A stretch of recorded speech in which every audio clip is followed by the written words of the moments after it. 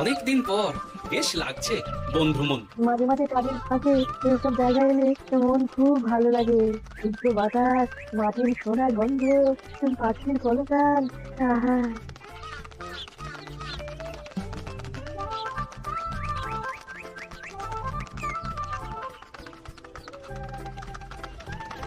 মহারাজের রথ থামছে।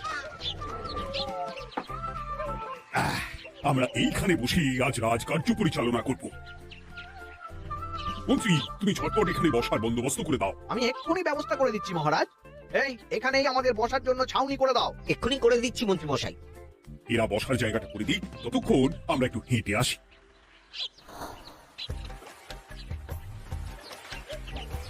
সকালবেলা হাঁটা শরীরের পক্ষে খুব ভালো মহারাজ।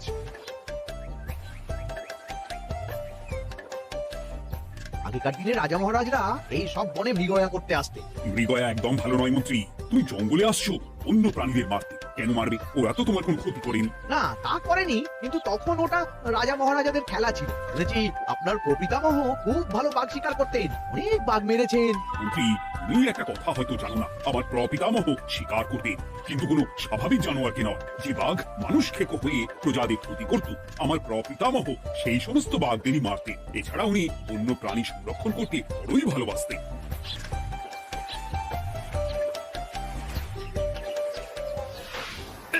উফ, এটা আবার কি? এই এটা আবার কোথা থেকে উড়ে এলো? কোথাও তো ঝড় হাওয়া কিছুই নেই। একটা ধাঁধা মহারাজ, এই কাগজে লেখা। ধাঁধা পড়ো দেখি। জোয়ার ভাটা প্রভুর খেলা, ভাটা হবে হলে বেলা। ভাটা হলেই দেখা যাবে লাল রঙের এক পাথর পাবে। নদীর ধারে গর্ত করে যত্নে সাজাই কলস ভরে। হেথায় হোথায় ছড়িয়ে যাহা, অন্ধকারে জলে তাহা। ঢুকলে চক্ষু ঝলসে যাবে, হাতের কাছে ঘন্টা পাবে। ঠিক ঘন্টা বাজলে পরে পড়বে ঝরে থরে থরে। ঘন্টা যদি হয় ভুল, যেন তুমি হারাবে কুল।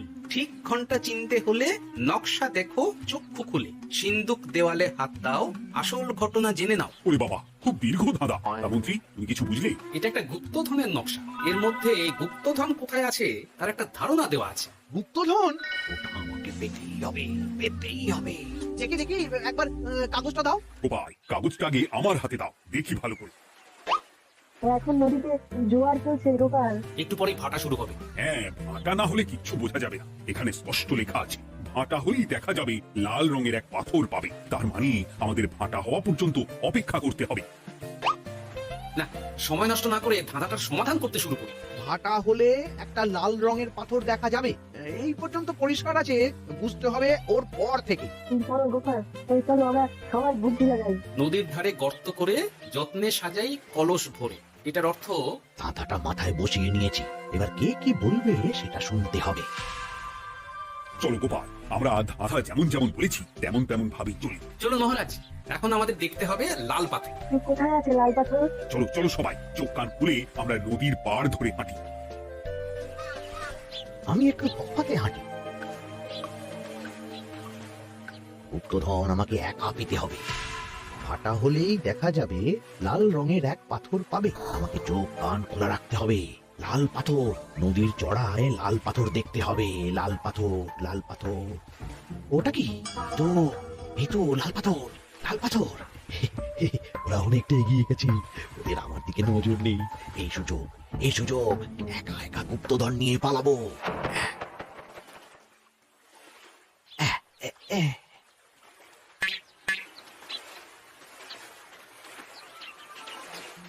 কি গো, আমরা তো হেঁটেই চলেছি, লাল পাথর তো কই দেখতে পাচ্ছি না। আর একটু হাঁটতে হবে মহারাজ। গুপ্তধন বলে কথা, ওকে আর সহজে ধরা দেয়? সেটা অবশ্য সঠিক কথা। আচ্ছা, আমরা সবাই তো আসছি হেঁটে হেঁটে, মন্ত্রী মশাই গেলেন কোথায়? ও কি যে ঘটে! সত্যি তো, মন্ত্রী কোথায়? ও সেনাপতি, মন্ত্রীকে দেখেছো? ওই না তো মহারাজ। তাহলে কোথায় গেলেন মন্ত্রী মশাই? এই জঙ্গলে বাঘ ভাল্লুক আছে, শেষে কিনা বাঘে নিল। হায় হায় হায়, মন্ত্রী গিন্নির কাছে আমি কি মুখ দেখাবো? হুম, বাঘ ভাল্লুকের পেটে যাবার লোক তো মন্ত্রী মশাই নন। ও গোপাল, কি ভাবছো? কিছু তো একটা বলো। এখন আমাদের মন্ত্রী মশাইকে খুঁজতে হবে। তবে মন্ত্রী মশাই বাঘ ভাল্লুকের পেটে যায়নি। তুমি নিশ্চিত হচ্ছ কি করে? অত পেঁচালা মানুষকে বাঘ ভাল্লুক গন্ধ শুকেই ছেড়ে দেবে, হজম করতে পারবে না। না না না, এখন রসিকতা করার সময় নয়। আমাদের মন্ত্রীকে খুঁজে বার করতেই হবে। কোথায় গেল মন্ত্রী? চলো চলো, গুপ্তধন মাথায় থাক, চলো মন্ত্রীকে খুঁজি। মন্ত্রী কোথায় গেল কে জানে। একবার পুরো ধাঁধাটা ঝালিয়ে নি। ভাটা হলেই দেখা যাবে লাল রঙের এক পাথর পাবে। ভাটা হয়েছে, লাল রঙের পাথরের মাথায় চাপ দিয়ে গুহার মুখও খুলেছি। এবার এবার নদীর ধারে গর্ত করে যত্নে সাজাই কলস ভরে। এটাই তো ঠিক বুঝতে পারছি না। এই রে, এবার কি হবে? হ্যাঁ, মহারাজ, কোথাও একটা আওয়াজ হলো। আওয়াজটা কোন দিক থেকে হলো? চলুন সামনে এগিয়ে যাই, আমার মনে হয় আওয়াজটা সামনের দিক থেকে এলো। আমারও তাই মনে হলো। তবে কি মন্ত্রী মশাই লাল পাথরের হদিশ পেয়ে গেছেন? আমাদের চোখে পড়লো না, অথচ মন্ত্রী মশাই চোখে পড়ে গেল। আসলে আমরা কথা বলতে বলতে গেছি, তাই নজরে পড়েনি। মন্ত্রী মশাই একা একা আমাদের পেছন পেছন আসছিলেন। উনি ইচ্ছে করেই আমাদের পেছনে পেছনে আসছিলেন। নিজে একা গুপ্তধন নিয়ে যেতে চেয়েছিলেন, এখন কোথায় আছেন কে জানে।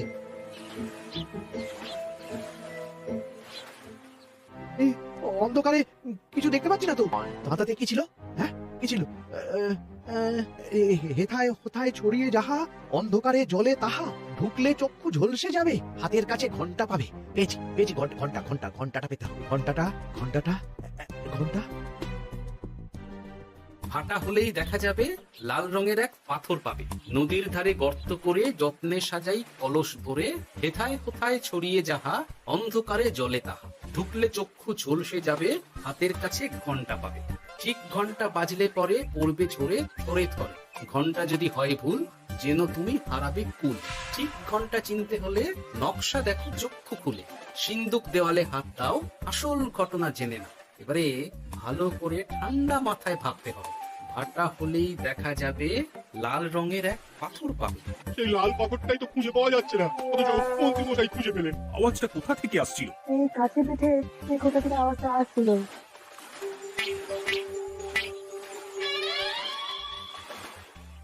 এই তো, এটাই মনে হয় সেই লাল পাথর। একটু নাড়িয়ে চাড়িয়ে দেখি তো কিছু হয় কিনা।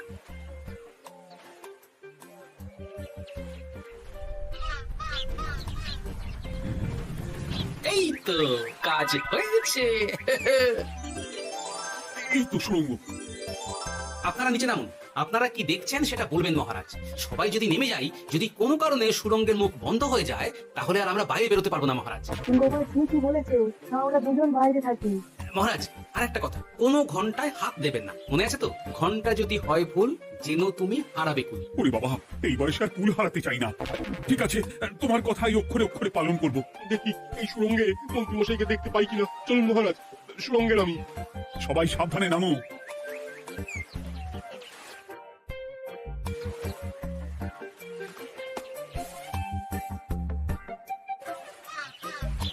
মহারাজ, ওখানে কি কি দেখতে পাচ্ছেন? ওখানে কি মন্ত্রী মশাই আছেন? না গোপাল, মন্ত্রীকে এখনো দেখতে পাইনি। শুধু আমি এখানে অজস্র পাথর দেখতে পাচ্ছি। পাথরে পাথরে ছয়লা, ছোট বড় অজস্র।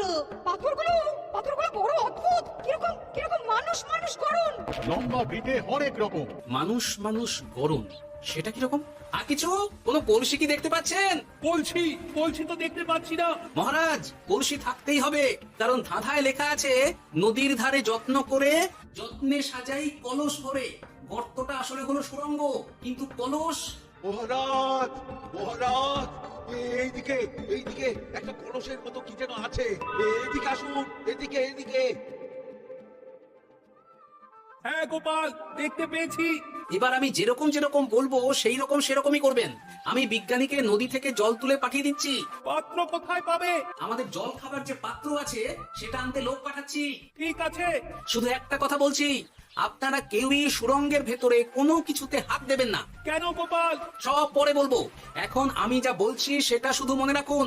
সুড়ঙ্গের ভেতরে কিছুতে হাত দেবেন না। ঠিক আছে। প্রহরী, তুমি যাও, যেখানে আমাদের বসবার আয়োজন করা হয়েছে সেখানে গিয়ে একটা জলের পাত্র নিয়ে নদী থেকে জল ভরে নিয়ে এসো। গোপাল মন্ত্রীমশাই কোথায় গায়েব হয়ে গেলেন? কোথাও গায়েব হয়ে যাননি বিজ্ঞানী, কোথাও গায়েব হয়ে যাননি উনি। উনি ওই সুড়ঙ্গের ভেতরেই আছেন। কিন্তু কেউ তো ওনাকে দেখতে পাননি। সম্ভবত পাথর হয়ে আছে। এখন কিভাবে পাথর হয়েছেন সেটা তো আমি বলতে পারবো না। সবটাই স্বপ্নের মতো লাগছে। এই যেন স্বপ্নের মতো লাগছে। এই জীবনে সুরঙ্গ দর্শন হয়ে গেল। আমাদের পাতাল প্রবেশ, পাতালে আসিয়া আমি মনে মনে বলি গুপ্তধন নিয়ে আমরা যেন সৎ পথে চলি। তোমার এখনো কাব্য আসছে সভাকবি। আসছে মানে কাপের সাথে আছে রোমাঞ্চ, করছে গা শীত, হচ্ছি আমি অধীর। মহারাজ, জল দিয়ে বিজ্ঞানীকে পাঠাচ্ছি। কি করতে হবে বিজ্ঞানীকে সব বলে দিয়েছি। তুমি ভেতরে আসবে না? আসবো ঠিক সময়ে। এখন আমি যেমন যেমন বলবো আপনি ঠিক তেমন তেমন করবেন। ঠিক আছে। বিজ্ঞানী, যেমন যেমন বললাম ঠিক তেমন তেমন ভাবে কলসিকে জল দিয়ে পরিষ্কার করবে। মনে রেখো, ধাঁধায় আছে কলসি সাজাই যতন কর। তুমি একটা কথা মনে রেখো বিজ্ঞানী, কোথাও হাত দিও না কিন্তু। ঠিক আছে গোপাল, তোমার উপস্থিত বুদ্ধি প্রয়োজনে নেই। আমি যাচ্ছি গোপাল। সাবধানে সাবধানে। মহারাজ, বিজ্ঞানী যাচ্ছে। সাবধানে নামো, সাবধানে। মহারাজ, এই কলসিটা কোথায়? ওই তো, একটু সাবধানে যাও। বিজ্ঞানী, কলসির দেখা পেয়েছো? পেয়েছি পেয়েছি পেয়েছি। এবারে কলসিটাকে ভালো করে জল দিয়ে ধুয়ে দাও। কলসির আলোয় সুড়ঙ্গ আলোকিত গোপাল। এরপর কি? ভালো করে দেখুন মহারাজ, কোথাও ঘন্টা দেখতে পাচ্ছেন কিনা। ঘন্টা একটা তো নয়, সার সার ঘন্টা, অনেকগুলো ঘন্টা। সাবধান, ঘন্টায় হাত দেবেন না, শুধু দেখুন।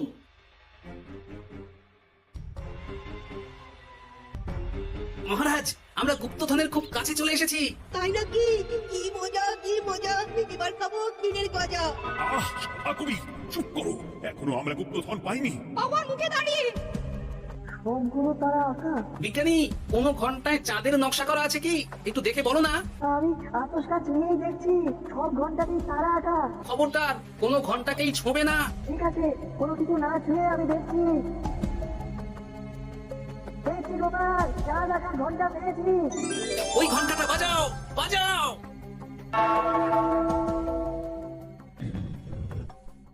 গুপ্তধন পেয়েছেন মহারাজ? বাঁচাও বাঁচাও বাঁচাও বাঁচান মহারাজ, বাঁচান বিজ্ঞানী, মন্ত্রী গলা পাচ্ছ না? মহারাজ, আমি পাথর হয়ে আছি, আমাকে মানুষ করুন মহারাজ। তুমি তো মানুষই ছিলে, হঠাৎ করে পাথর হলি কেন? মহারাজ, গুপ্তধন পেয়েছেন? পেয়েছি, তার সাথে মন্ত্রীকেও পেয়েছি। মন্ত্রী এইখানে কোথাও পাথর হয়ে দাঁড়িয়ে আছে। দাঁড়ান মহারাজ, এবার আসছি। সাবধানে এসো। আমি ভেতরে যাচ্ছি, বুঝলে? যদি কোনো কারণে দেখো পাথরটা গুহার মুখটা আটকে দিয়েছে, অমনি তোমাদের কাজ হলো পাথরটাকে ছুঁয়ে ফেলা, বুঝলে? ঠিক আছে গোপাল দাদা, আমার মনে হয় বিপদ আর কিছু ঘটবে না। তবুও সাবধানের তো মান নেই। ঠিক আছে, তুমি নিশ্চিন্তে ভেতরে যাও। বাঁচাও, আমাদের বাঁচাও, আমাদের সবাইকে মানুষ করুন।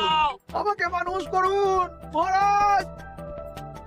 আপনাকে তো মানুষ করা হবে মন্ত্রী মশাই। আগে বলুন, আপনি পাথর হলেন কি করে? ও, মনে পড়েছে, ধারা শেষ লাইন।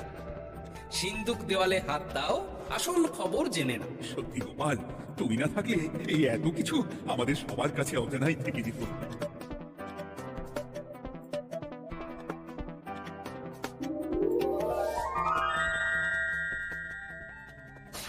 ধন্যবাদ আমাকে মুক্ত করার জন্য। আপনি কি? আমি যক্ষ। আমাকে এই ধন সম্পত্তি পাহারা দেওয়ার জন্য এক ডাকাত দলের সর্দার যক্ষ করে রেখেছিল। আমি 100 বছর ধরে এইখানে যক্ষ হয়ে আছি।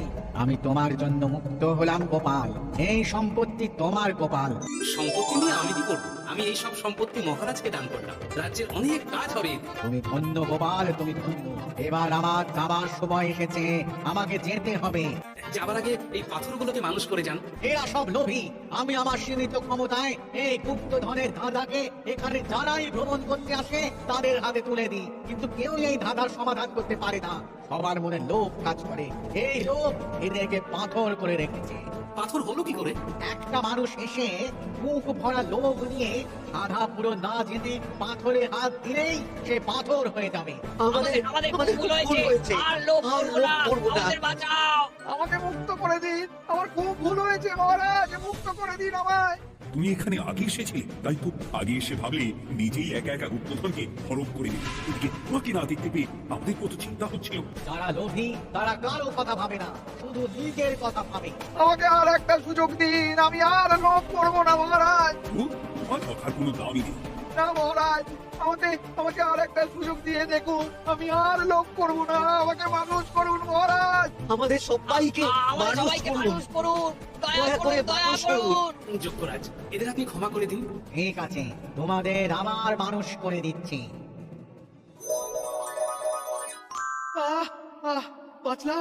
বাঁচলাম। এইরকম বারবার বাঁচা যাবে না কিন্তু। এবার সাপ ব্যাং যাই হবে না কেন ওইভাবেই থাকতে হবে, এই আমি বলে দিলাম। এবার আমার মুক্তি। মুক্তি নেবার আগে আরেকটা প্রশ্ন, যে ডাকাত সর্দার তার সম্পত্তিকে রাখার জন্য আপনাকে যক্ষ বানিয়েছিল, এই সম্পত্তি তো তাদের, আমরা তো নিতে পারি না। লোভ বড় খারাপ গোপাল, অতিরিক্ত লোভ মানুষকে পশু করে দেয়। ওই ডাকাত দল এই সম্পত্তির জন্য সবাই কাটাকাটি করে মরে গেছে, কেউ আর বেঁচে নেই। সুতরাং এই সম্পত্তিতে তোমার অধিকার আছে, এই সম্পত্তি তুমি গ্রহণ করো। নিলাম আমি, কিন্তু এই সম্পত্তি মহারাজকে আমি দান করলাম। ডাকাত দল জনগণের সম্পদকে লুটেই তো সম্পত্তি বানিয়েছে, তাই আমি জনগণের কাজে লাগবার জন্যই এই সম্পত্তি মহারাজকে দিলাম। গোপাল, তোমার জয় হোক। এবার তাহলে আমি যাই, তোমরা সবাই সুখে থেকো আর ভালো থেকো। গোপাল, তোমার তুলনা হয় না। তোমার ঋণ আমি কোনোদিন শোধ করতে পারবো না। তুমি কৃষ্ণনগরের জন্য যা করলে তা ইতিহাসে লেখা থাকবে। না মহারাজ, আমি এমন কিছু করিনি, এই কাজ সবাই করবে। জয় গোপালের জয়, জয় গোপালের জয়। জয় কৃষ্ণনগরের জয়। জয় কৃষ্ণ।